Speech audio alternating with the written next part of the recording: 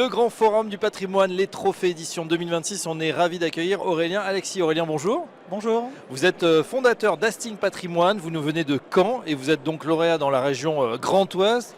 Une région très Grand Ouest même, puisque vous avez d'autres bureaux bien au-delà de l'Atlantique. Oui, tout à fait. J'ai créé le cabinet sur Caen en 2021.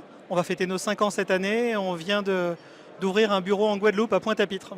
Très bien, écoutez, bonne chance dans les Caraïbes, effectivement, où il y a aussi une clientèle forcément patrimoniale. Pas évident quand on pense à cette date 2021, c'était juste après la crise sanitaire, on était encore dans certains confinements. Comment ça s'est passé depuis ?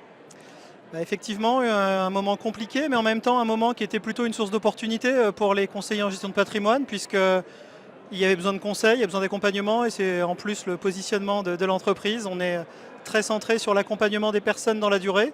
Donc quand il y a des crises, nous, c'est un moment difficile à vivre, mais c'est surtout un moment où on est présent avec les clients. Oui, alors justement, qu'est-ce qui a convaincu le jury, selon vous, dans votre catégorie, dans votre région ? Alors, difficile de répondre. Ce que j'ai mis en avant, en tout cas, c'est le fait que nous sommes une société à mission, entreprise à mission au sens de la loi Pacte, c'est-à-dire qu'on a inscrit dans nos statuts, au-delà des objectifs de performance économique, des objectifs qui vont au-delà, Oui, notamment. par exemple. Très concrètement, la mission de l'entreprise, c'est d'aider dans la durée les personnes à comprendre pour agir sur leur patrimoine. Donc chez Hastings Patrimoine, la dimension pédagogique est primordiale. On met en avant la transparence sur les frais, l'accompagnement dans la durée.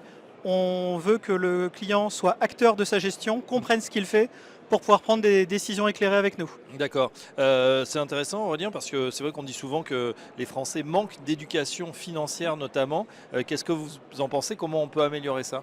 Je partage complètement. Je pense que ça devrait être enseigné dès le collège et qu'on aurait intérêt à contribuer au développement de l'éducation de nos enfants sur cette thématique. Donc nous, on y est très sensible. On a mis en place beaucoup de choses. On met en place des fiches de synthèse qu'on rédige, qu'on conçoit et qu'on partage avec nos clients, des ouvrages, des supports pédagogiques et aussi on anime des ateliers avec eux sur des thématiques d'investissement. Voilà, c'est comme ça qu'on se forme et qu'on progresse, évidemment. Mais un dernier mot sur cette année 2026 qui s'ouvre. Comment vous la voyez ? Quels vont être les défis, selon vous, pour votre activité ? Alors, une année, je la vois très, très positivement. Je suis très optimiste avec du développement au service de nos clients.